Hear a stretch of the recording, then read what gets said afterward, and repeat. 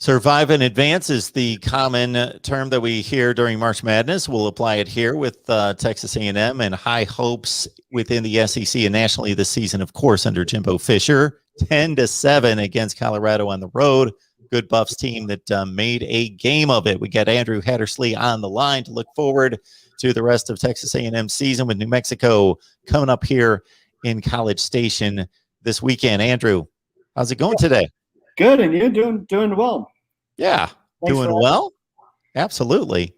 I got to say that we make our college football predictions here, so you can catch those on Patreon. I'll put in a shameless plug, 17-7 against the spread this past weekend. So when I have a good weekend, I got to mention that. When I have a bad one, I stay quiet. It gets pushed off to the side, right? I didn't think too much about that Texas A&M Colorado spread. I thought Texas A&M was going to go in there and take care of business, and but I didn't watch the game. Didn't have an opportunity from start to finish, but I watched the fourth quarter, and it was quite the tussle. It was. I mean, big credit to the Colorado defensive line. They really gave A&M problems, especially in the run game. That was one area I thought A&M would be able to have a little more success than they did. They ran the ball so well the week before. Both Devon Achane and Isaiah Spiller went over 100 yards against Kent State. So I thought they were going to be able to have a little more success there. But once Haynes King went down with an injury, they just looked totally out of whack for much of the first half until they got the field goal drive at the end of the first half. But credit to Colorado, they came in, they were ready to play. We've got the chance to talk to Jimbo Fisher a couple times this week, and we asked him why wasn't A&M able to run the ball, and he said it came down to physicality along the front seven, especially, and Colorado simply out physicaled them. And so credit to Colorado, they came ready to play, and you can tell they're heading in a good direction under Carl Dorrell in his second year. Offensively, I think they've still got a ways to go, but yeah, they certainly made a game out of it. And I think there was a lot of people that were caught off guard. I know Josh Pate mentioned a story this week. He was at Iowa State, Iowa, and he mentioned he thought there was a score glitch. The A&M Colorado game when it kept showing 7-3, 7-3, 7-3. He thought there was something wrong with the scoreboard. And then finally, he realized, no, that's just what the score is. Absolutely. And so they survive against the Buffs on the road. New Mexico's coming up. But, of course, the story of the week is the Haynes King, Zach Calzada situation. So Haynes King goes down. Now we're expecting him back mid-October. Yes, so he had surgery on Sunday morning for the ankle, and Jimbo Fisher's said the surgery went, in his words, as clean as a whistle, as well as it could have gone. So now it's just kind of waiting. He said he wouldn't put a timeline on it, but I think just talking to different people and hearing different people's opinions, it seems to be in like the 6 to 8 week range. That would put you about mid-October, late October. So I think there's certainly optimism he could return later in the season.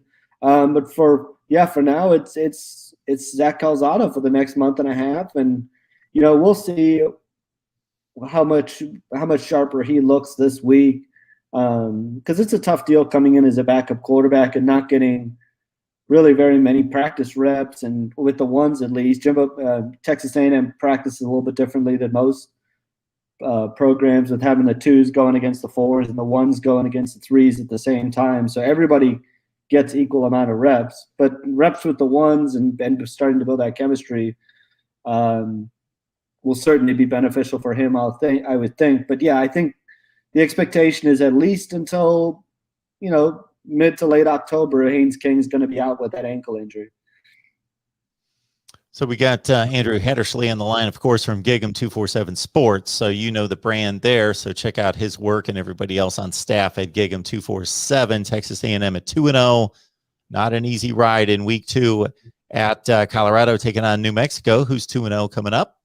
Before we get to that matchup, other injuries to report and what at this point. Yeah, so Jimbo Fisher's updated that this week as well. Miles Jones should be back this week. He returned to practice last week and has been ramping up there. And I think the expectation is he'll be back. He was one of A&M's best defensive backs last season, so it'll be big to get him back, especially with conference play right around the corner. Sounds like Hez Jones is still going to be a little bit away. He's coming off a shoulder injury, suffered the second week at camp.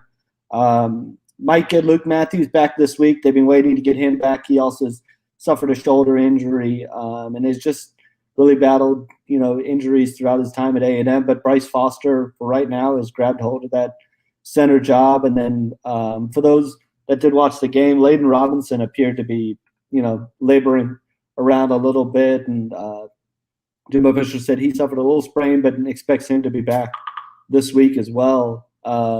And he was actually the lineman of the week, which is kudos to him to battle through that injury and fight through it. But he was the lineman of the week for A&M this past week.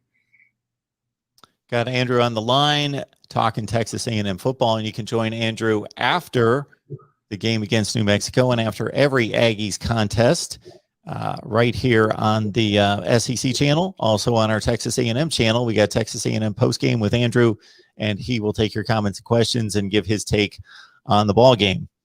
All right. This New Mexico team is not necessarily a joke. I think we get too much into the business in college football of circling like 2 or 3 games a season for the really good teams, of course. And so for Texas A&M, that's Alabama, that's LSU, and then Ole Miss is better this year. Sure, that game. And we get locked into this. Even Arkansas gets disregarded. And that outfit is no joke. Maybe they caught some attention this week, what they did against Texas. My goodness, they were physical in that game. So that's coming up in 2 weeks, and we can't wait to watch that one. And I know you're headed out to see that one in person. AT&T for that one. Yeah, I'll be at AT&T in person for that one. And I mean, that's going to be really fascinating because Sam Pittman – did not draw a lot of excitement when he was hired at Arkansas, but he's certainly done just a marvelous job so far, bringing that program back to certainly a place where they're in the national conversation. They're ranked this week and opened a lot of people's eyes this past weekend with the way that they just completely ran through Texas. I think that for a lot of Aggie fans, that softened the disappointment of of the way they played against Colorado when they could watch later that night and see what Arkansas did to Texas. I think A&M fans were that gave them a little bit of a pick-me-up later that day. Yeah, the first couple of weeks of the college football season is just a kind of a you don't know, bouncing back and forth in terms of what you think of these teams. So Texas goes out, they take on Louisiana, who was 11-1 last year, and they take care of business. They win by 20. The defense especially looks impressive. Oh, wow, Texas, Sark's here, and they're just going to turn it around like that. Whoa.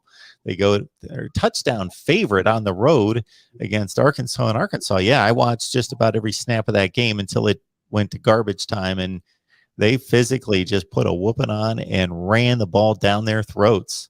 Yeah, I think they ran for, 330 yards or something like that. It was really crazy. But you're right. I mean, and even these first 2 to 3 weeks, you're finding out about them yourselves. And I know. Speaking of A&M and Colorado, that was a message that Jimbo Fisher had to his team was, one, you're not always going to play your best, and but it's important to pick up a win when you aren't playing your best.